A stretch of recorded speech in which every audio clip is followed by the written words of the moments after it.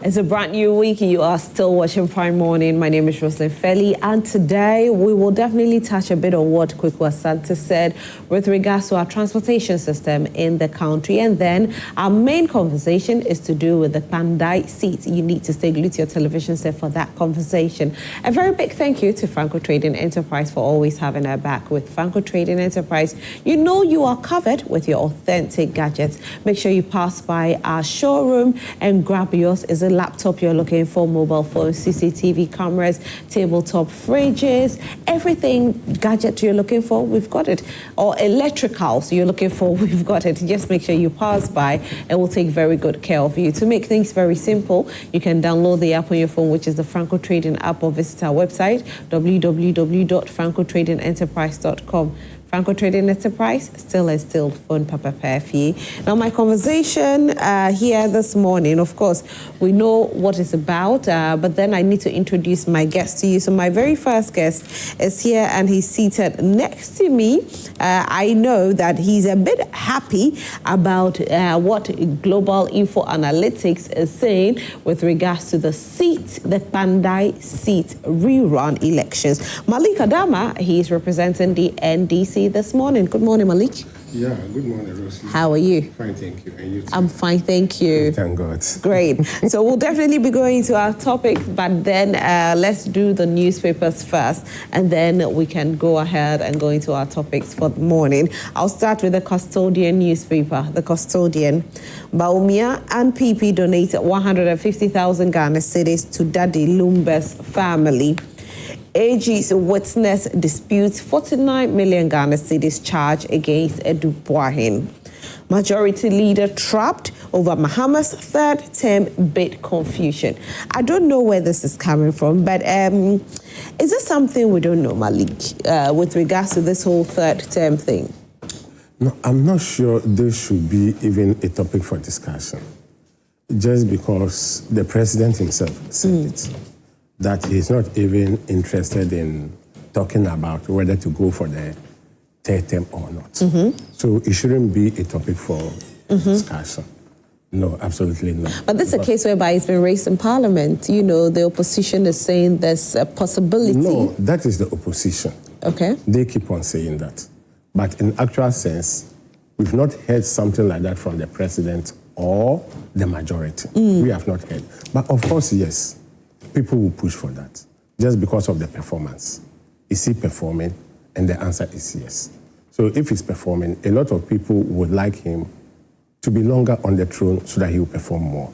Okay. But sincerely speaking, as the Constitution said, the president himself came out and said he is not interested to go in for the third term. He said it. And I think it brings the matter to closure. All right. Yes. Okay, so Malik says it brings the matter to closure. Solomon Owusu, who is a communications director for United Party, has also joined us. Good morning, Solomon. Good morning, Rosalind. How are you? We can't complain. God has finished his duties, left with the government to conclude it. We have been left in their hands to make sure we are okay. As Articulated State says, that the duty of every government is to make sure that the citizens are happy. If you are not happy this morning, you put the blame on the government. If you are happy to, you give the credit. So whichever way, you can take it for yourself. All right. Yeah. So we just saw a story in the Custodian newspaper saying that majority leader is trapped over Mahama's third term bid. Now, somewhere last week, we heard the opposition party saying that it looks like the NDC will let President Mahama come for a third term. What do you think about it? I think the president has put the matter to rest. He is the one that will be contesting. In fact, in this country, you vote for a candidate. And so if the person that you are fighting for says that he's not going to go for the third term, who am I? Like someone, whom am I to say that he will go again? I think the matter has been put to rest. We must focus, the president must focus and deliver. His legacy will be judged as to what he did with the two terms that he had. Article 66.2 is very clear that every person will have two terms. Whether or not the first term and this one does not constitute two terms is another matter that the Supreme Court can determine. But I believe that after this, he is exhausted. He has to go home and rest, be with the family. It's important, but he must leave a legacy that we can always point to. That is what the National Democratic Congress, together with the leadership in Parliament, must be concerning themselves with. As a matter of fact, Ghanaians want him to leave a massive legacy. That is why Ghana or Ghanaians gave him an overwhelming endorsement. Look at Parliament. He has everything it takes to change the destiny of this country in a positive direction. This must agitate the minds of the National Democratic Congress and its members of Parliament that Ghanaians expect something from us. And not that doesn't mean anything. All right, thank you very much. Now, our main conversation is to do with the Kpandai by-elections, and there's a story here saying that no chief can stop Kpandai by-election. This is coming from the Northern Regional Minister. The Daily Graphic newspaper is the next newspaper. The Daily Graphic newspaper. GRA chases defaulting taxpayers. Goldfields Dr. Kuto makes history. First woman to win mining personality. Azuma Resources signed $37 million technology equipment supply deal, and government ready to partner Zoomlion to drive sustainable development. This is coming from the minister. I remember some time ago, everybody was on the case of Zoomlion. So how are we hearing that government is ready to partner Zoomlion? What is going on behind the scenes? Because there was an uproar where everybody was saying that the city is not as clean as it's supposed to be. The people are not being paid the right amounts that they have to receive. So what is happening? What are we not hearing? There were calls that the contract between government and Zoomlion should be cancelled. Now we see a story saying that government is ready to partner Zoomlion to drive sustainable development. Well, Solomon, what do you think about it? Well, it's obvious. Over the years, local businesses have not built their business to meet the expectation. It's very easy to make the noise when you're out, but the truth of the matter is that in the entire country, it is Zoomlion that seems to have all the equipment to deal with our sanitation situation. What as a government we must be doing, or as a people we must be doing, is that anytime we give contract, we give them terms of reference. Mm-hmm. And in their contract, it is a YE that is supposed to supervise you, or, as it were, audit the work of Zoomlion before any payment is made. So if, as a country, we believe that the work of Zoomlion is nothing to write home about, then the very institution we must be blaming is the YEA. What sort of auditing have they been doing? If someone is not performing, why do you pay the person? So you cannot go and blame Zoomlion, who is supposed to be checkmate by YE, and the YE will be sitting down free. You understand? If you read their contract carefully, the YE is supposed to audit even the staff level, and there's the YE that gives Zoomlion workers to work with. So if you give an institution workers to work with, and the institution is not performing, and you are supposed to write a report on them, whether they are doing well or not, and at the end of the day, you pay them. What you are telling the entire country is that they are doing well. Is the reason why you are paying them. So we must call on the YA to do what is right. Make sure if they cannot recruit the right staff, they give it to Zoomlion itself to recruit their own staffs. What has been happening over the years is that is where political apparatchiks, foot soldiers, find their work. So you go there, parties feel that is the way they can create employment for their teaming supporters who will be worrying them. They go and give them workers. These foot soldiers also believe that they help the party to come to power. So you can't control us. You understand? It is either we do whatever pleases us and we get away with it, or what do? So we must take out or eschew that partisan nature of how we recruit people for Zoomlion. I cannot be in my work as a coach, or even if I'm a coach of a football club, I'll come to your team and you recruit players for me, and you think that I'll perform with it. As a coach, I have my system. How I want to play my game. So I have to go out there and get the right sort of players to play for me, and not the other way around, that you give me players to coach. It doesn't work that way. So let's give them that free hand. At the end of the day, if we want more people to come to, as a country, we must have a policy that will liberalize the system, that will encourage and empower other companies that need these equipment. It's not easy to buy a truck. So I was going to say that haven't we done ourselves more harm by not empowering other people to also go into that venture? Because if you give it to one company, what happens is that all the time we still have to rely on them. But that is the Ghanaian problem. That is the Ghanaian problem. We don't empower.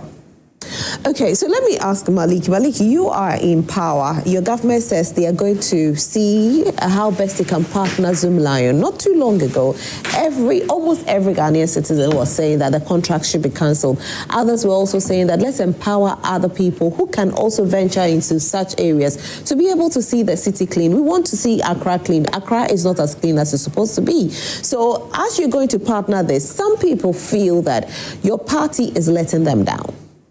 Yeah, thank you very much. Initially, I've not greeted. Let me greet the president, the vice president. The first time we've had female vice president. Our viewers, yourself, and Osofu. Yes. Rosalie. This morning you have given me Osofu. Wait, theological seminary did I attend? Now you want to give me Osofu?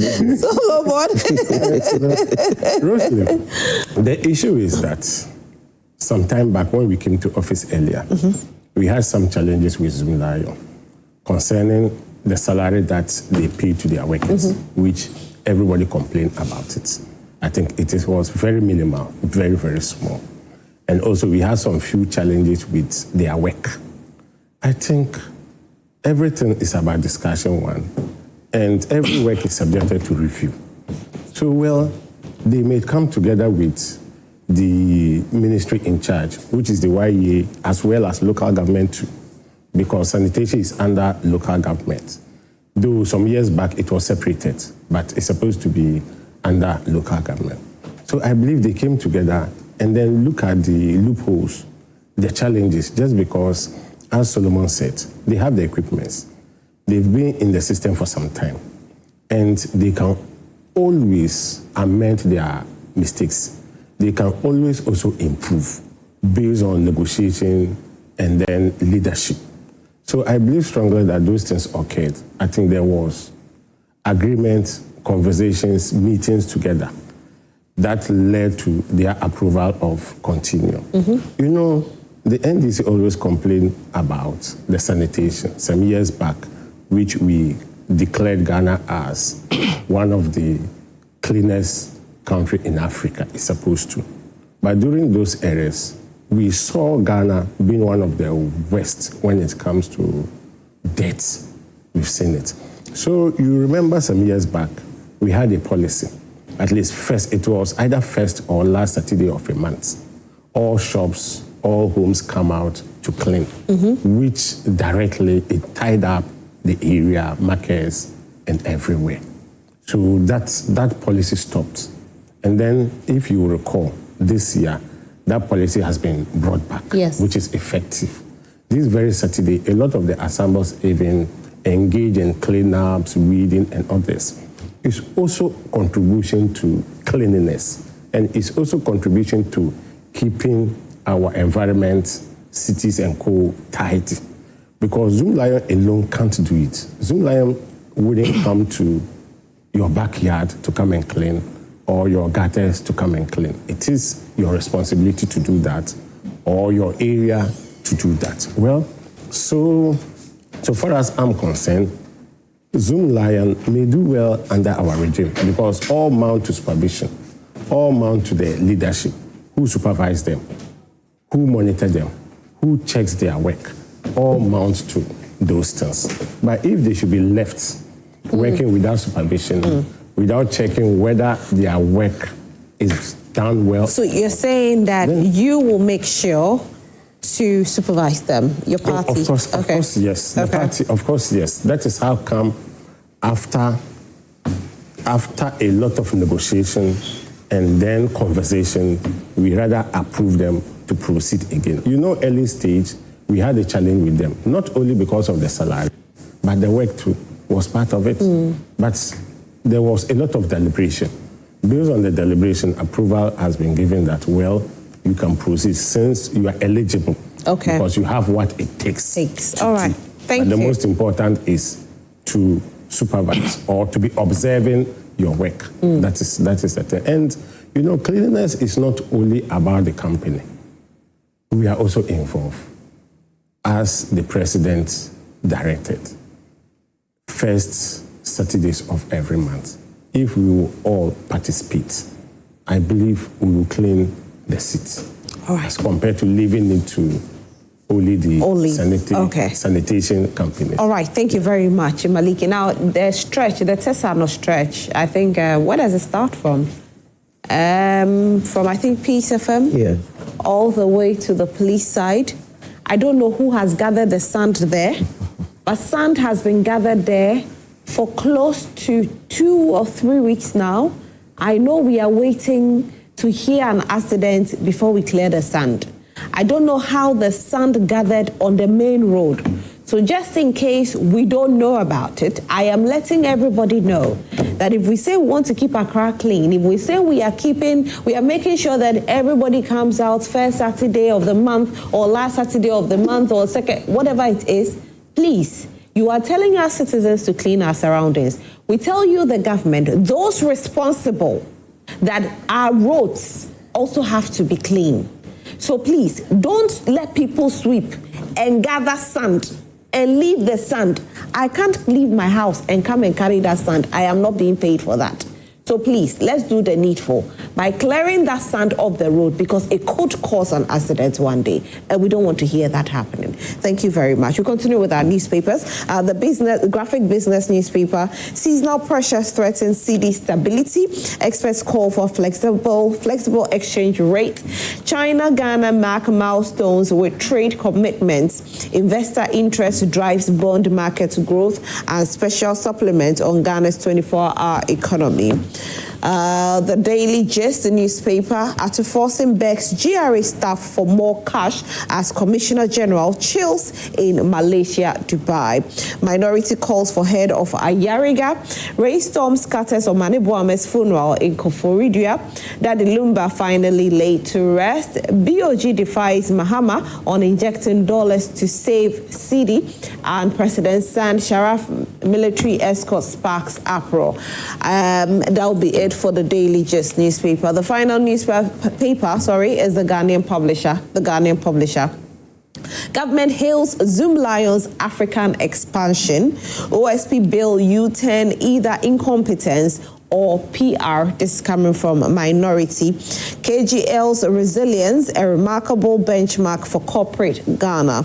Edubuahi's case, 49 million Ghana cedis info kept for NS couples, AG witness, and Jinapo urges calm in Ghana, Israel Row. And that will be it for the Ghanaian Publisher newspaper this morning. I know when Kweku Asante was doing fellow Ghanaians, one thing that he touched on was our traffic situation. I'm very, very, very particular about it, because this festive season, there's going to be too much traffic in town. Somebody asked a question some time ago when I was complaining about traffic. The person says, don't you have alternate routes? Do you have to use these routes all the time? Can something be done about it? We are asking this question. Can something be done about it? Imagine going to work, queuing to get into a Trotsky or a taxi. And, after all of that, you have to stay in traffic for another 1 hour, 2 hours, 3 hours. If care is not taken, 4 hours before you get home. The stress alone is too much. So what will government do about this traffic situation? Because it is too worrying at this point in time. Something must be done. Solomon, I don't know if I'm the only one who's complaining about the traffic situation. Kweku Asante did the fellow Ghanaians. And when I heard it, I said we need to talk a bit about it before we go into the Kpandai by-election. It's a very critical issue. I'm interested. I'm a transporter. And at a point in time, halfway into this administration's first term, they are getting a first year. Around June, they have a call for the head of the transport minister that he has to be fired immediately, because, if you're a transport minister and early in the morning or late afternoon, you go to the to-dos, you go to the Achimoters, and you see how workers are struggling and there are no policy to that effect to deal with it. Then what sort of minister are you? So I called for his head, but interestingly, was it last week or so? Last week. I heard that announcement that they are making arrangements for buses to deal with the issue. I think it's a call in the right direction. I'm into transport business, and it does not happen in any civilized country. If you go to Singapore, they have an authority that regulates, transport. We are far behind in terms of developing our trams, our metro, our busing system. So we have allowed the GPRT to take over the space. And they are not organized. They are not properly organized. So they do whatever pleases them. In the evening, they will pick passengers from Tudu. They know very well that they are going to Nsawam, but they will come and drop them at Circle here. Before the passengers will even get off these buses, then they will start shouting, Achimota, Achimota. They know their final destination is Zaum. So the same set of passengers will be in the car. Again. They charge them again. They get to Achimota. Before they get to Achimota, they start shouting, Ofanko, Ofanko, Ofanko. Then the same set of passengers. So they will be taking different fares. By the time you get to Zaum, a journey that must cost you about 20 cedis, you would have paid 30 cedis. Which civilized country allows this? You have to regulate all of them, get them under one roof and be regulated by the state.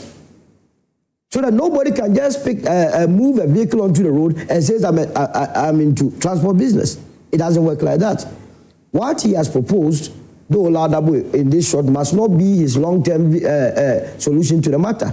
We must begin to enter into the arena of public transport. Finito. We encourage people. And also our development agenda. Why is it that every ministry is concentrated in one area? So that every morning all of us are going to the CBD, Central Business District. How does it work? Can't we split and spread? Unless until we do that, every morning all of us will be going towards Accra, those of us in Accra, and it's the same mix. If you go to Kumasi every morning, a lot of them are going to the Edum's direction. If you go to Takrady, all of them are going to the Market Circuit direction. We must be dispersing our institutions. But the bottom line is that the government must ensure that the public transport system works. Last time we attempted doing what? The Sky Train or something? Oh, the Sky Train. Sky Train that could have helped us. Now, even ground train, how many do we have that we are doing Sky? You see, when they want to deceive us, we have not even been down with the ground train. They are taking us to the Sky. And even the Sky, the money is nowhere to be found. You know, just about a month ago, we heard that at Kpandai Road, yes, the rail, yeah, there was somebody who was standing there and throwing stones at the train. I don't know what has happened to this person, but it was all over social media, you know, where they showed footage of the person, he will throw the stone and quickly run away. Well, look at that. And this is a citizen, this is a Ghanaian. And everybody knows the person does that. So what is he doing? Round him up. Because Tema to Accra, it must be the easy route for any metro. And these are not rocket science. The templates are there that we can do it. And it's viable. You would recoup your investment once you enter into it. This is where we need government assistance to the private sector. We have said as United Party that the engine of growth has always been the private sector. The government will make the laws, the policy framework, and the private sector will what? Thrive. You can only thrive when government is providing the guarantees for you to go out there and bring some of these investments here, and then you can be saved. But we don't do that. We don't do that. We are always interested in the optics when the citizens what? Suffer. Do you think the government allocates enough budget to the transport ministry? So, first of all, government cannot do it. If you look at our tax to GDP ratio, it will not support such massive development. Again, we have too much corruption in this country to the extent that it's more or less like we are fetching water into a basket. So the taxes we collect, though not enough, is being pilfered. People are just taking it out. That is why we are of the view that it is the private sector. You know, there are so much capital out there that with the right people see that your laws are good, you protect investment, they will come in. After all, every investor needs a good return on investment. So give them that guarantees. Let the private sector go out there and bring the capital to invest in such projects. But the private sector must be protected. Not that a change of government comes and somebody wants to take the business out of the person, frustrate the business so that he or she loses the investment. That is the only way out. Or you go into a PPA arrangement, public-private partnership, so that those that will also be investing will not just arbitrarily be increasing fares here and there. That is what every country that has developed does. Airports, you go to Dubai, it was constructed by a private person. You go, even the United States, it wasn't the government that put in money. So why, as a country, do we want to wait to mobilize all the much-needed tax revenue before we can do our development? That means it's going to take us forever. If you are going to allow government or wait for government to mobilize all the much-needed revenue, it will take almost 30, 40 years before they can make that money to construct that metro line. But it is very easy for the problem. That's why you need a transport authority that will regularize the system and then give assurance to the private sector that when I invest my money, I would be able to recoup it back. And I can tell you, when that is done, within the shortest possible time, you can turn around our shipping line, you can turn around our metro line, you can turn around our land transport, and you will see not rickety cars on the roads. A lot of the cars on the roads are not roadworthy, even in the fair system. But they still have the roadworthy certificate. I bet because the GVL, they are interested in the money that they collect. They are not interested in the safety of the passengers. All right, Malik, let me bring you into this conversation. I don't know where you live. Yes. But you told me earlier that you had to travel throughout the weekend. Yes, how was the traffic situation? Not necessarily the traffic, but the nature of the routes. That is what we should be looking at. It's two sides of the story. First is the nature of the routes, and then second, the traffic. So let me deal with the traffic first. I applaud the president, the minister last week for bringing initiative that curtails or reduce the challenges that we are going through, especially this particular season. You know, getting car becomes a very challenge. And besides, the traffic too becomes very severe, especially this time. But the minister, somewhere last week, introduced some buses, about 32 buses, across the country, across the region, specifically Greater Accra. Greater Accra. Yes, before you continue, please, just in case you are benefiting from this bus system, when you sit in the bus or when you see the bus, can you take a picture and send it to us? We want to see the bus in operation, in full operation.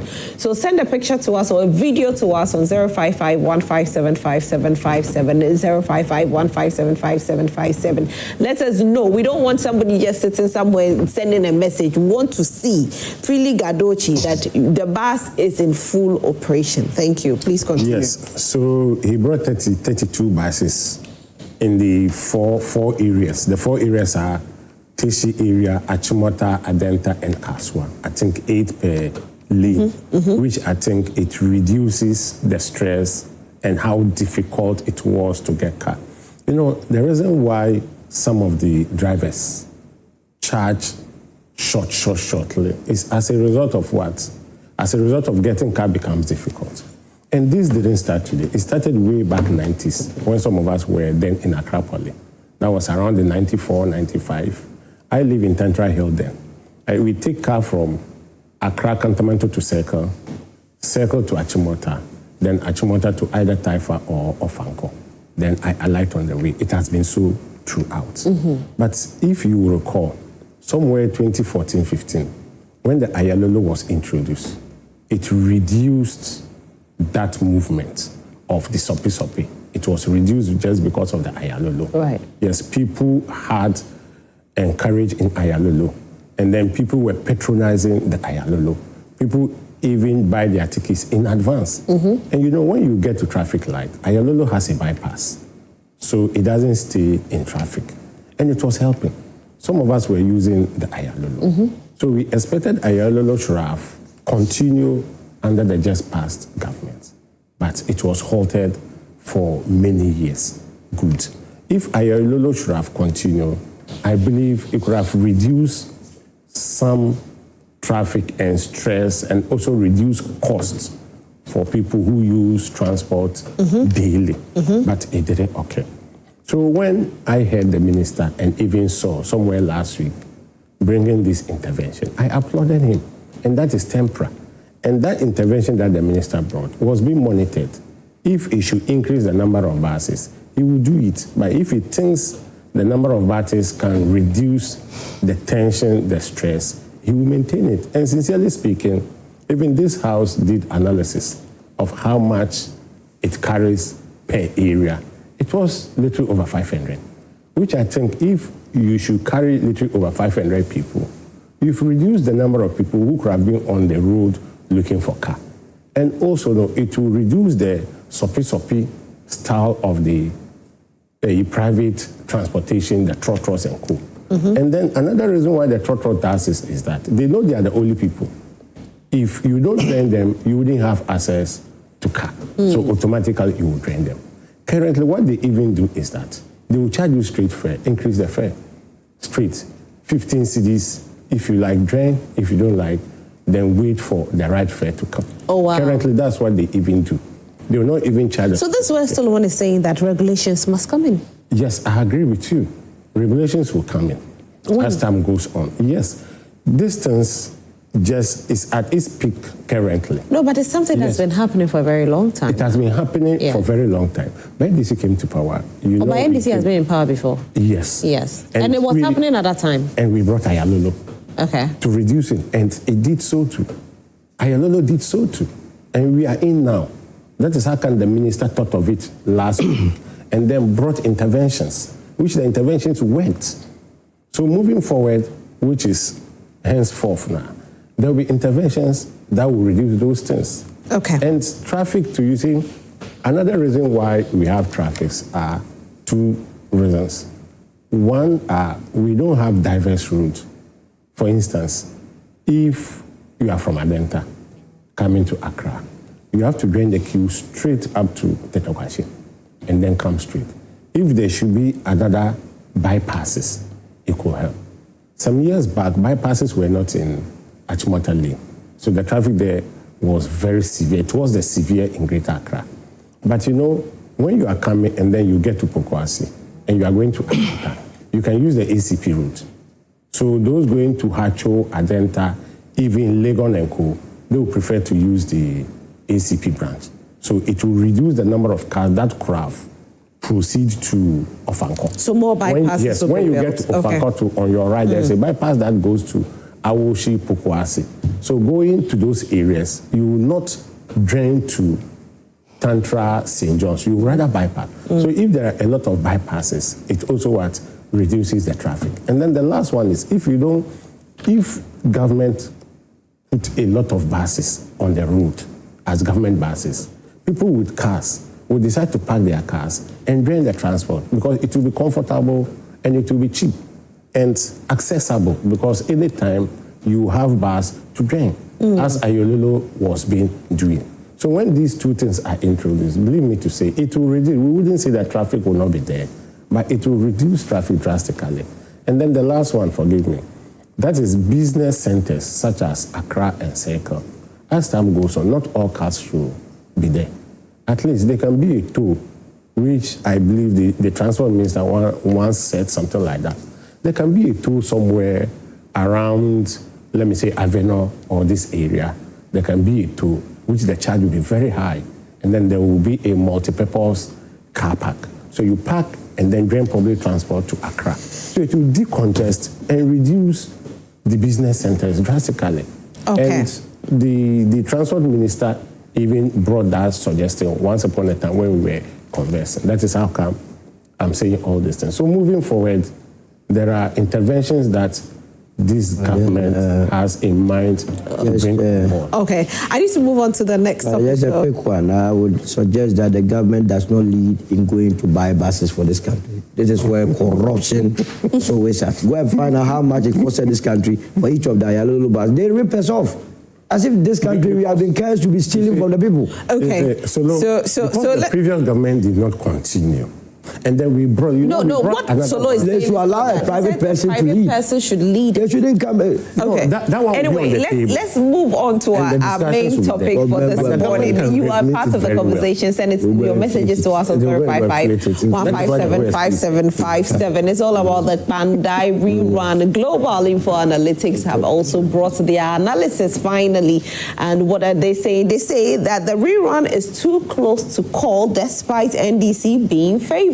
Now, that seat currently is being occupied by the NPP. It went to court, and court ordered that there should be a rerun. Now, on the 8th of December, Parliament submitted to the EC to declare the seat vacant, and we saw the chaos that happened in Parliament. However, Global Info Analytics, after their analysis, and this is what they found: country direction, a robust 66% of Kpandai respondents believe Ghana is moving in the right direction. Only 26% disagree, while 8% held no opinion. Also, for the presidential approval, Ratings for the president were similarly high, with 64% of respondents giving their endorsement to the president's performance, 27% disapproved, and 9% had no opinion. When it comes to the economic outlook, 54% indicated that their economic situation has improved, compared to 34% who said it remained unchanged and 11% who said it had worsened. Quite interesting, isn't it? Now, talking about that, like I said, this seat is occupied by the NPP, and if they should go for a rerun, and if there should be a good turnout, I don't know if I should say it could, but well, based on what Global Info Analytics is saying, it could go in the favor of the NDC, which means the NPP will lose another seat in Parliament. But I want to know Solomon's general reaction on this particular analysis, because as much as, you know, some people say the economy is good and all of that, there are faithfuls in certain constituencies that when they say this is the individual they want, that is the individual they want. And when you look at the percentage with which the Honourable Member of Parliament for Kpandai currently, although the seat has been declared vacant, the percentage, he got over 50%. Is he the person they like, or it is about the economic situation that the people will vote for? Solomon. So there is a history to the Kpandai seat. It has largely been occupied by the National Democratic Congress. From 1992 to 2012, it was the National Democratic Congress that was occupying that seat. Then Nyindam came in 2012, won 2016. In 2012, there was an independent candidate there who took a lot of votes from the NDC, which paved way for Nyindam to win. Then he won it convincingly, very close in 2016. 2020, he lost to his current challenger, and then he came back, and there is a problem. I don't know why, in spite of the data that Musa Dankwai and the Global Info Analytics has given, they are still saying it's a tight race. Is it a fear or what? Well, that's what Global Info Analytics. No, but this is a wrong conclusion. If you yourself is saying that the approval of the president is 66%, many of the residents believe that the country is being run going in the right direction. Everything favors. The economic circumstances have improved massively according to those that... The analysis. The analysis you have made. Then you conclude that it's a tight race. Then what sort of conclusion is that? It's straight away it's going to be the NDC winning the seat. I mean, the truth of the matter is that I have advised Nyindam to save the little money he has. He should invest in this election, because there is life after elections, that you have a family to feed. You cannot fight the wave. This is the era of the NDC. Take it or leave it. You must be smart in politics, that the wave is blowing in their direction. And even seats that are traditionally MPP, should there be any by-election today, can go to Manchester, it could be problematic for the MPP. And so you allow it, or you allow them to enjoy their time. And that is how I see the whole thing. It will be an emphatic victory for the National Democratic Congress, not because of anything, but it is their time. But that must also be a source of worry to the National Democratic Congress, that the Ghanaian has given you an overwhelming majority in Parliament. It means they expect a lot of things from you. So that at the end of their 4-year mandate, we go back and ask them basic questions. What they did with the overwhelming majority that they had, the laws or the amendments that they could make to the Constitution to better our lives, were they able to do them? All the promises. Remember, in election 2024, the campaign, there were 3 broad campaign teams. Ghanaians were fed up with corruption, galamsey, and also joblessness. These are the 3 critical questions that we'll be asking the government at the end of the 4 years. So I'm not bothered about the fact that they are winning more seats. It must rather be a burden. It must rather tell them that the Ghanaian is watching And this is the reason why the United Party is here. Because we will remind Ghanaians that it is the reason you voted for them, that they will give you a job. At the end of the 4 years, do you have the job? What do you think about voter turnout on that day? Do you think that could actually influence the NDC to win? Now, whichever way it goes, if it is a massive turnout, they will win. Massively, if it's a low turnout, they will still win it. That is how it's going to be. It's also predominantly a rural constituency. You know the time that we are in. We are doing election on the 30th of what? December. When it is within the Yuletide, Christmas time, people must eat, you know, in this country. How is Nyindam going to match up? And Nyindam himself has said that if the NDC is not going to bring their CEOs, their ministers, and people in high authority, and they create that level playing field grounds, he would win. But are you sure this is going to happen? The CEOs are going to be there, the ministers are going to be there, everyone that matters in politics will be there. So, judging by Nyindam's own admission that if these people are there, he's going to lose, who am I to say that he will not lose when I know very well that already some of them are there? You understand? And especially where the seat itself has traditionally been held by the National Democratic Congress. I will be there. I will invite it to be a surprise to me should Nyindam be able to hold his role. There is a reason why they are still fighting in court, that the court could turn or uphold the elections that was held in 2024. If that does not suffice, I can tell you that there will be a new candidate. But when you heard about the ruling in court, was it a ruling you expected, or you felt a bit disappointed because currently the NDC still has, overwhelming majority? So why still go after this? No, that must never be any basis for any judge to do a more broad struggle. We are not here for emotions. The people killed at dawn. In fact, any elections that are fraught with fraud, they must reverse it. They must cancel it. Because people queued and said they need a fella to be their member of parliament.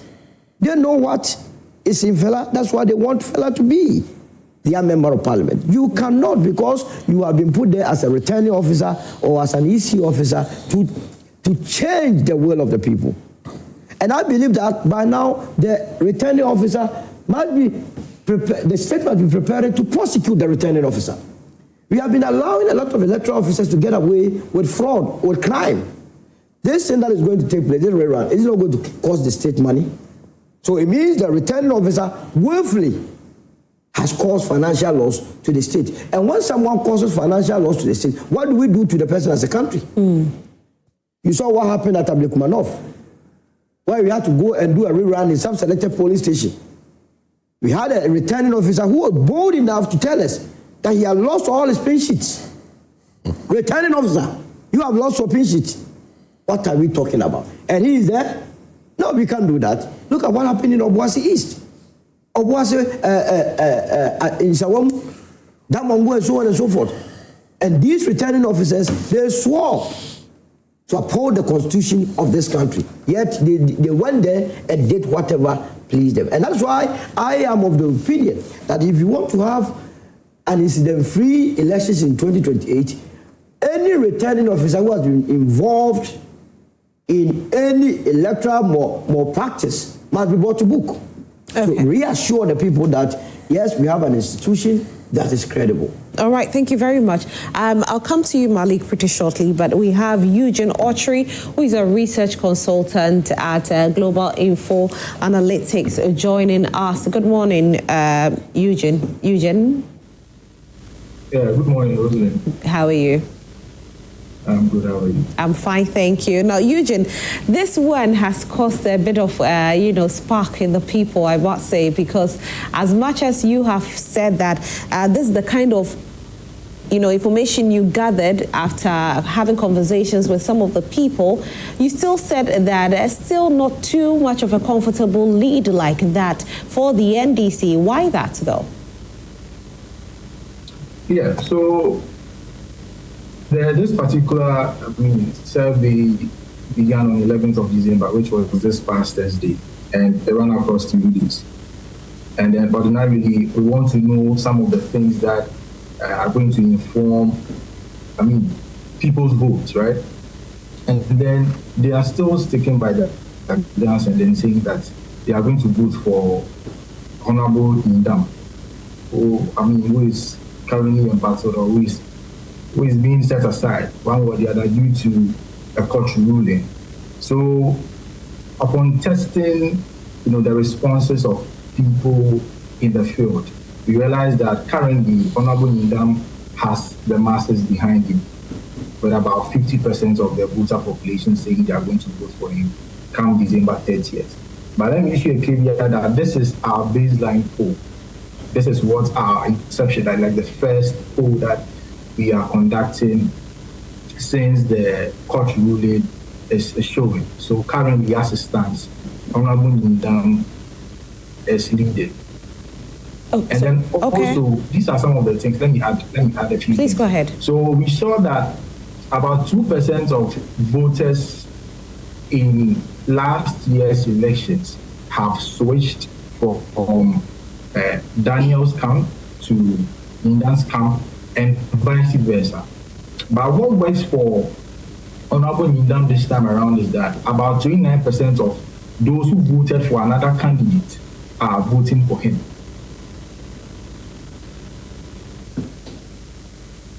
Yeah. Eugene, can you hear me?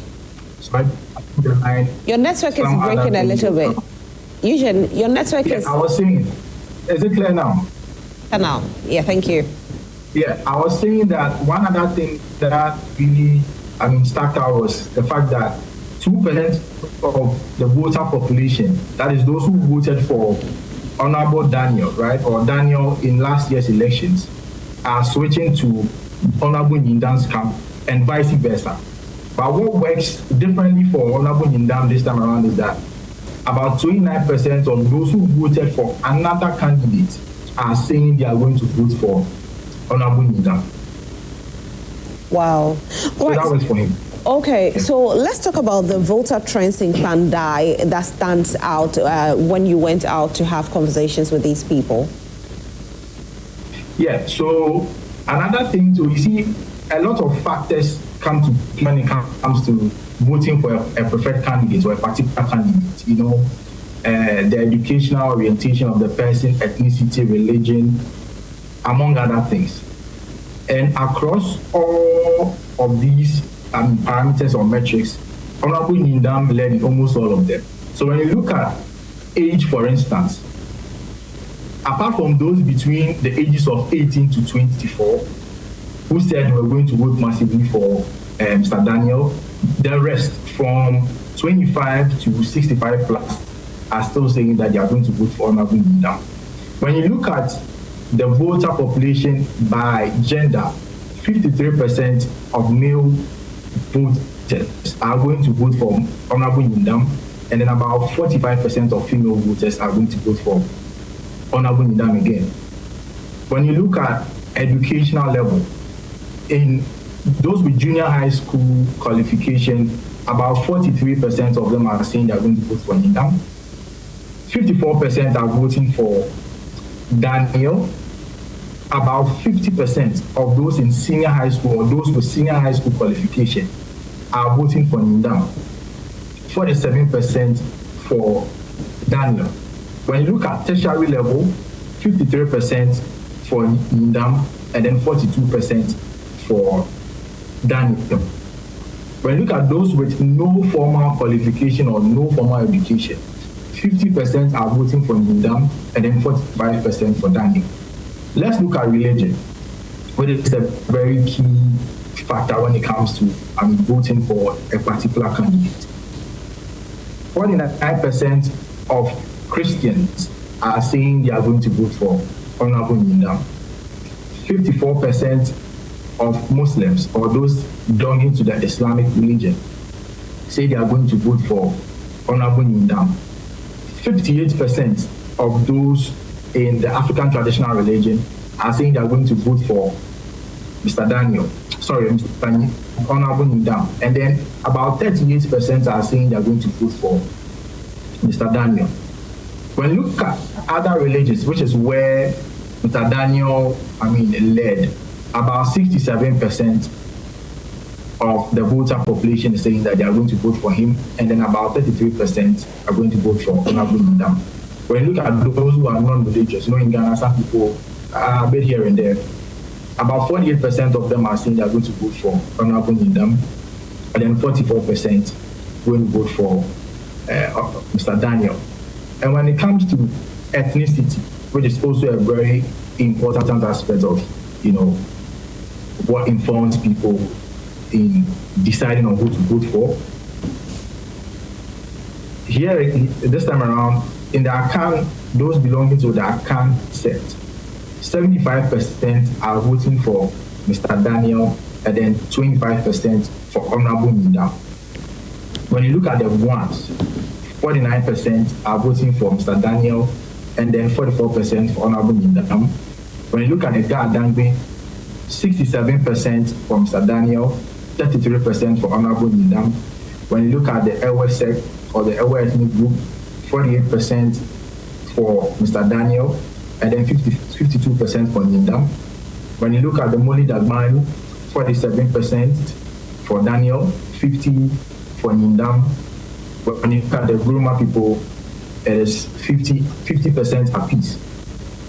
When you look at the Brucey, which is where Martin Nyindam won, has a lot of people vouching for him, about 67% of the voter population who belong to the Brucey ethnic group are saying that they are going to vote for Martin Nyindam, and then 33% for Mr. Daniel. When you look at the group people, 56% for Martin Nyindam, and then 40% for Mr. Daniel. So when you look at these numbers, and then also the fact that about 29% of those who voted for another candidate want to vote for Honorable Nyindam, based on this first level poll or baseline poll, it tells you that Honorable Nyindam hasn't really lost, any favorability among the voter population. They are still going to vote for him. If the elections are to be held right now, they are going to vote for him based off what we first got in our reception polls. Okay, so let's talk about voter turnout. How critical is it for the NDC in this election? Yeah, I think voter turnout is very important in every election, right? You have to make sure you put your people in line to come and then vote for you on the set date for the election. So voter turnout is very important. And when you are an NDC candidate and you look at these numbers, it should inform you that the places where you are falling short, you should try and then, prep up, the people, get your message out there in order for them to come out and then vote for you. And then in the areas where you are leading or you have a lot of favorability, you get a lot more people to come and then vote for you on the 30th of December. Now, when the findings that we actually had, not this one, the one that the people said that they feel, the economy is getting better, the president is doing well and all of that. However, it looks like Honorable Nyindam's popularity is also very, very vital. So when we take a look at the people of Kpandai, are they more concerned about the economic growth in the country, or just for them, the people of Kpandai, their needs, that is what they vote on? Yeah, so a few factors, informed their rationale for choosing who to, vote for, right? And then it cuts across jobs, the economy, roads, education, among other things. So I'm going to run through a few of them. Okay. So when it comes to jobs, about 34% of the voter population are saying that they are going to vote for a candidate because the person is viable enough to, provide jobs. And jobs is the utmost importance to them. So about 34% of the voter population said jobs, the need for jobs is going to inform their decision to vote, right? About 18% said the economy. And then 15% said roads, right? About 14% said education. Healthcare had about 8% of the voter population saying they are going to vote for a candidate based on that, or based on somebody who can revamp the healthcare system in the Kpandai constituency.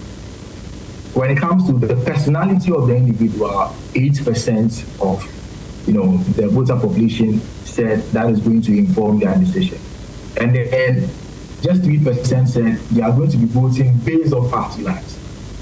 So it tells you that, in the years, down the line, or some years ago, when people were voting on party lines, people were voting massively based on the personality of the person. That thing is long gone. People want to see results. Jobs are of utmost importance to people. The economy is of utmost importance to them. And then you can take some similarities, or you can see some similarities with this one and then that of the Akutia election.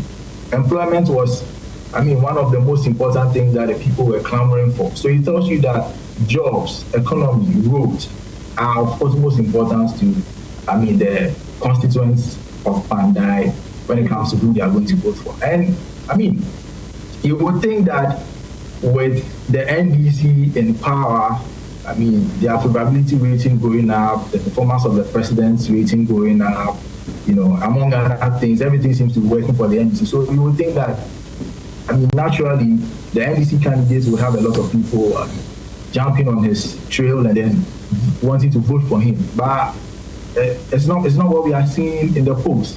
Okay. It's actually the opposite. So it tells you that probably there's something that Honorable Nyindam, is doing right in terms of jobs, in terms of the, roads, in terms of education, healthcare and all of that. So the messaging of the candidates going forward have to be structured around these lines so that they can better convince people to, come out and then vote massively for them. Okay. 30th December. Eugene, finally, kindly let us know the limitations that viewers should keep in mind when interpreting this analysis. Yeah, so let's make sure we stick to the figures. Let's not, cast insinuations around the figures. What is in the survey, the results that we got is what should be communicated. If anything should change along the line, we'll definitely let the Ghanaians know. But based on this baseline poll, this is what we are getting. And then I also like to put out there that a few things. So in this survey, our margin of error is plus or minus 3.9%. And then the confidence level is about 99%. And then male respondents were 60%, and then female respondents were about 40%. And we surveyed, the sample size was around 1,065 respondents across 17 electoral areas out of the 27 electoral areas in the Kpandai constituency. And then also, it was a probability random sampling, which tells you that at random, any person who belongs to the voter population has an equal chance of being selected to partake in the survey. So we didn't conjure figures. Nothing was done in the bedroom or whatever. We went according to strict survey protocols and strict survey technicalities. So if we are interpreting the figures or the results, we should be mindful of some of these things. Thank you so much, Eugene, for joining us. We're grateful.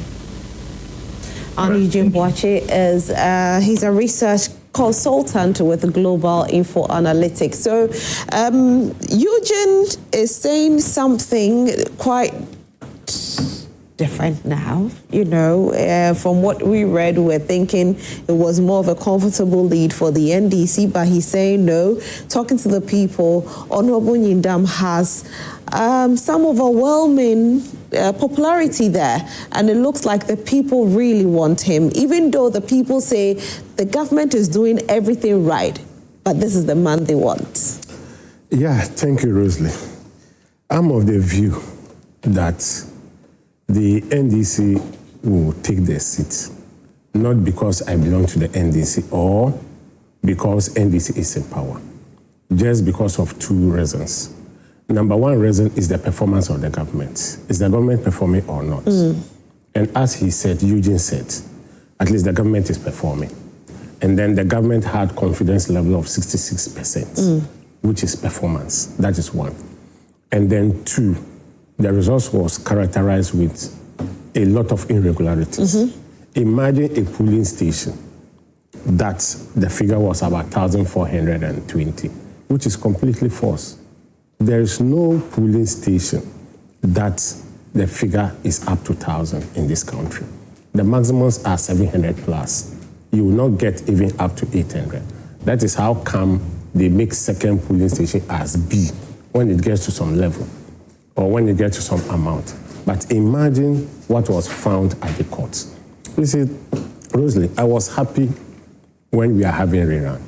What are my happiness? My happiness is that somebody will not sit in his comfortable home or place and manipulate an election and become the member of parliament, which the people have not endorsed him. Because when you read what occurred in the court and the reasons why even the judge ruled for rerun, you'll be amazed. A lot of abnormalities occurred. And even where the coalition should occur did not. The coalition occurred in the blind side of the opposing parties. But the candidates of the NDC waited a bit too long, didn't he? No, 23rd December. No, so how many days after? Because the Constitution actually did say that it has to be within 21 days. And then he actually went after 30 days. No, when was it gazetted? Yeah. When was the election? The election was held on 7th of December. And then the election was somewhere 9th of December. And then his first petition was 23rd December.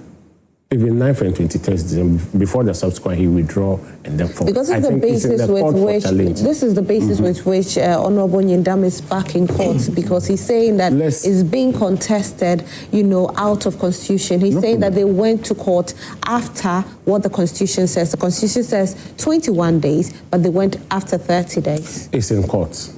Let's hear what the court will say. So I will not comment on that. So if you say that, then are you saying that Parliament declaring the seat empty is too early because it's a court? No, you know, Parliament must obey the ruling of the court. What is the ruling of the court? The ruling of the court is that there should be a rerun.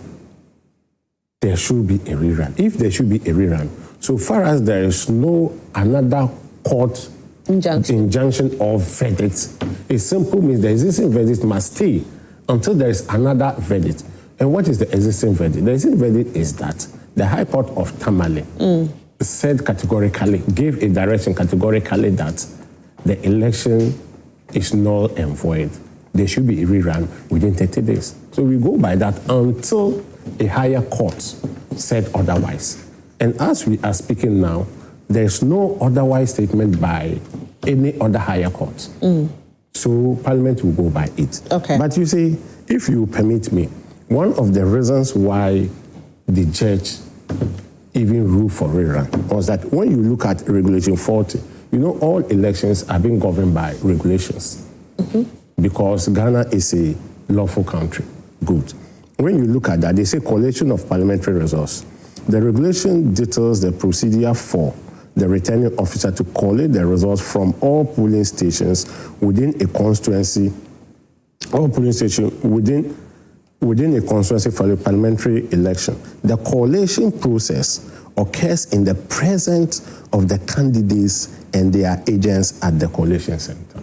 It occurs in the presence of the candidates and their agents at the collation center. We did not occur. That very section of what our law says didn't occur. So automatically, the judge is right. It did not occur. And besides, the kind of anomalies, as I just said, the judge said he was even surprised to even see some polling station that the number is 1,400 people. He's even surprised. And the kind of abnormalities he saw in the 41 pinches, there are a lot of difference between the returning officer and even the both candidates, being the petitioner and then the defendant. There are a lot, 1, 2, 3, difference in the 3 all. So he realized that means 111 that is left will be characterized with the same because almost the whole 41. So then why can't we rather rule for rerun so that we will have a credible election, because you can't sit in your corner and then manipulate things and then bring it out and say you are a winner. And the NDC is confident that do you know why we are confident? Okay. When all these abnormalities are corrected, the figure will not get to that difference of 3,000. That is one. And then two, no human being on this earth who doesn't like a good governance or progression in his life. So what are we talking? If you know a free stress education, the tertiary no stress fee, government has made a lot of payment to that, which a lot of students, tertiary students, have benefited. I believe people of Kpandai have also benefited from it. Today, when this country is stabilized, everybody is happy of the stabilization of this country. And then, as you said, they wanted a job. The government in power is creating jobs. So however it is, the people of Kpandai will go by the president, the government in power, so that they can also be part of the job opportunities. Just when was the last time you've ever heard that all the security forces have advertised for employment or have advertised for, admissions? That's been the army, been the police force, police service, been the weather, that's the prisons, and then the immigration and fire. When was the last? We've never heard of that before. Some people are of the school of thought that when you are in power, they think that you can use some sort of intimidation. So maybe the NDC will use intimidation to win the seat. No, we never use intimidation. I'm not saying the NDC. They say when anybody's in power. You saw what occurred in Akwetia and what occurred even in Ablekuma. Ablekuma, those even attacked the former MP, were arrested and put before court. Even court fined them. Unlike what we saw previous years back. And then what happened at Akwetia? Akwetia was smooth election. And then we heard from their third vice that the MPP were giving money to book a hotel for some of the rank and file to go and live in. But later they saw them with different kind of people there. So they didn't campaign, and we went there to campaign throughout. And the people of Akwetia even admitted that NDC developed Akwetia. So they want what? Development. All right, let's read a few messages. Good morning, Ross. Good greetings to all and sundry, especially King Solomon, the man of the people and the sole voice of the voiceless. Will support you to make up the third force to replace Nana's People's Party, which has become the enemy of progress. Please send me your number for more interactions. And I'm a fellow alumni of Kwame Nkrumah University. NPP should stop crying wolf and go for the rerun if they genuinely won the last elections in Kpandai, because the High Court was fair to all parties without favoring a particular party. NPP should prepare for the battle and stop playing emotions and the sympathy card, because we'll use all legal means to reclaim all stolen seats without favor of mercy. Good morning, beautiful Rosalind. Honorable Solomon Owusu should also be calling for the arrest of the NDC thugs who went to the collation center with pickup in Kpandai to destroy things. He cannot call for the heads of the returning officers alone. On the lighter note, he is now even more than NDC communicators. He speaks for the NDC much better. Anyway, I wish him well. No matter what, inshallah, Honorable Matthew Nyindam will win again. Master Planner Junior in Kintampo. He says he's a policy analyst. All right, thank you so much. That Picard is talking Musa Abaswa in Asawasi says, I have already stated my opinion about OSP that it has outlived its usefulness. Therefore, it must be abolished. That being said, it's a known fact that the NPP left behind F3 billion Ghana cedis free SHS debt and IMF conditionalities that require periodic increases in utility bills, among other related matters. Therefore, to turn around and blame the current government for the increase in utility bills is disingenuous. Greetings to the Chief of Staff, Julius Deborah. Haji Hamza from Pig Farm. Good morning, Rosalind. Truth be told, Honorable Matthew Nyindam is being misled by Honorable Afenyo Markins and the minority group in Parliament. We told Honorable Matthew Matthew to leave everything and move to the grounds because that's where the work is, and he refused. We all saw what happened to the late Honorable Ernest Kumi. He was misled by the same people which finally landed him into trouble. Let me also use this opportunity to call on those chiefs who are not from Kpandai should stay away from issues about Kpandai. The security agencies must be up and doing, and no one must be spared. Roslyn, where is this issue of President Mahama going for a third term? I think this minority group are doing more harm than good to the NPP. President Mahama has made it clear that he's not interested, so the issue of third term is totally out of the way. Akonsi Gariba from Tamale. Good morning, Roslyn. Can President Mahama and the NDC administration be trusted? The NDC administration validated teachers in November with the allowances, but the salaries came without the allowances validated. However, Ghanaians have turned a blind eye to the happenings in Kpandai constituency because the NDC Northern Regional Minister refers to some chiefs in Kpandai constituency as ignorant, and nobody is asking him to apologize to the chiefs. Time shall vindicate the NPP party one day. My sister, how can a woman report her husband to the chief palace demanding that the husband give her her daily chop money, only for the chief to call for the divorce of the entire marriage, which was not part of her demands? Ghana's biggest challenge is dishonest discounts who part ways because of bitterness. Okay, Hassan Sise from Zenu Central is also saying that good morning to everyone. The micro minority should better go down to Kpandai to campaign hard and convince the people of Kpandai why they should retain the former Member of Parliament, Honorable Nyindam, and stop the empty and dishonorable acts and noise. The dark days of lawless in Nanado era is gone forever, and never do we witness or will we witness such constitutional dictatorship in this country again. The laws of the state must work irrespective of anyone politically affiliated or anyone status in this country. The NPP cannot vent their lawless behavior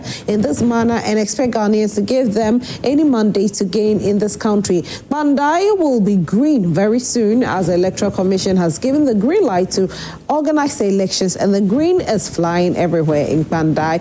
Okay, Mesha Kasante from Amasaman says, in fact, okay, at long last, the uncomparable and undisputed Ghana's music legend, that Limba has finally been put to rest. He will forever be remembered as the greatest of all time in Ghana music. I was also happy to see the children of Madam Muke. Yes, boss, thank you very much for sending this message. Let's see this one. Good morning, Ajay Roslin. This is Abdul Ganu Makarigo from Savannah region. Interesting times ahead. The gods of Kpandai are not asleep, which is why bees attacked the NDC national executives during their meeting in Kpandai. This should serve as a clear sign to them. They may not be able to win the seat, but they must be careful not to set in motion actions that could one day be harmful to the country, because the NDC will not be in power forever. All right, Nab says that. Good morning.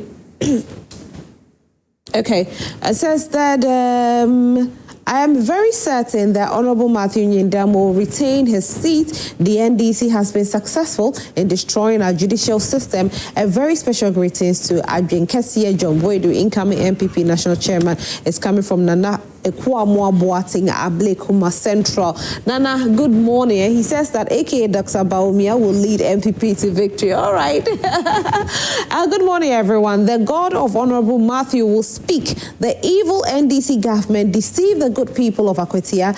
What is happening in Akwetia today? No jobs, no road. The youth of Akwetia are crying blood today because they were scammed by the evil NDC government. Christian from Sandema. Good morning, my beautiful sister. I sincerely hope Parliament would have allowed the legal process to be exhausted before declaring the Kpandai seat vacant, but I still believe Nyindam will win. Fake up Matu from Bimbago.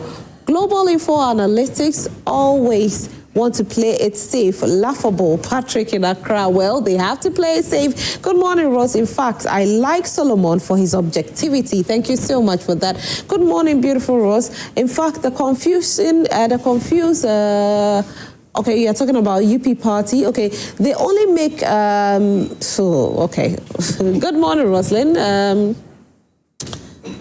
If NDC will win it will be due to the performance of Mahama or the party. But for the fact that Mr. Nyindam was a member of parliament 2012 and 2016 and lost to Mr. Daniel Wakpai, means the people were no more happy with Nyindam for the 8 years, so voted for Daniel. But after Daniel Wakpai's first term, the people realized Nyindam is even better, so they brought him back 2024. So I think Nyindam will win. James from Apam. All right, thank you all so much for sending your messages. This whole time will allow us for the messages.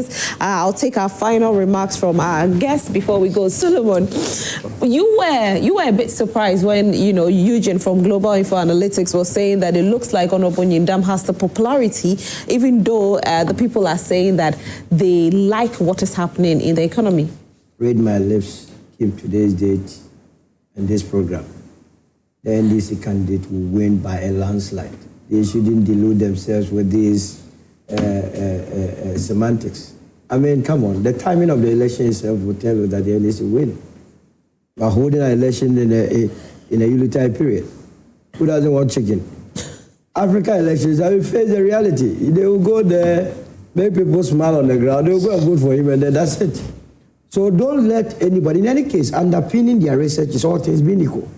You call someone, I don't know whether they even went on the grounds. Probably they might have called people. You call the person, in this country, you declare today that you want to be the president of this country and move from one house to the other. Every household will tell you, I'll vote for you. Yeah. Because that's how the Ghanaian is. We don't want to offend anybody. You call the person, maybe the question you ask, are you going to vote for Nyindam? Oh, yes. He doesn't know whom he's speaking to, whether you are a security person, and yes. But the reality of our election is that how much is going into people's pockets on the grounds. That would dictate. And I'm saying that for the last time, Nyindam must not go and throw the little or the meager resource he has into this election, because he will lose it. That's the reality of the day. You can just bring in all this Global Info Analytics. I can tell you, some few days to the election, they'll come and tell you that now the NDC is leading. You mark my words. I mean, these days we have heard it before. And so it figures. It doesn't mean that is what is going to happen. Projections and so on and so forth. The only thing I'm happy with what they are doing now is that it is taking over the place of these prophets, Azhar prophets, who are just giving us election results ahead of time. Now we have added some scientific basis to our cause. The last election in the United States, didn't you see what the pundit said? Few days when, what's the name of the lady, Kamala, entered the fray every day, too close to call. When the final day happened, or the elections took place, what did we see? It was a landslide, it wasn't even close. You understand? So the mere fact that people come in and churn out figures does not mean anything. The voter there knows that something must kick something to move something. And at the end of the day, I can assure you that it will be nothing short of a resounding victory for the NDC candidate. But they must be... So are you saying that the NDC will give money and give chicken and give rice to the people? They will share it. So they'll share it to them. You are in Ghana. Rosalie, I've never heard that. So the people of Kpandai will vote because of the things they'll receive? No, the people of Kpandai will vote for them because they have received something, because at the end of the day, they also believe that it's a government of the day that will help them. At the end of the day, they will be promised of some jobs here and there, and it is normal for them to win. I don't have any problem with that. The true elections, the true measure of this administration's success will be in 2028, where Ghanaians will have time to peruse or analyze whatever they did, whatever they promised, against what they were able to deliver. Okay. So, but this is a by-election. All right. Thank you. Malik? Yeah, Rosalie, I didn't see sharing of money, goods, and food in the two by-elections we went. No. Which I was also involved. I didn't see something like that. But you asked a question, and one of the texter also asked a question about why didn't we wait for Nyindam to exhaust his court petitions before? But listen to what Article 112, yes, that's Article 112 said, Clause 5 of the 1992 Constitution. Parliament, he said about vacancy occurs in Parliament. The Clerk of Parliament shall notify the Electoral Commission in writing within 7 days after becoming aware that the vacancy has occurred, and a by-election shall be held within 30 days after the vacancy occurred, except that where the vacancy occurs through death of a member. You see, so what is stated is that whenever there is a vacancy, within a week, the clerk must write to the EC, that's within a week. And EC to within 30 days, he must what? He must conduct an election, unless it is a death matter that will extend to 60 days. So we cannot wait because so far as this nation is concerned, there is a verdict which no verdict has overcome that verdict for now.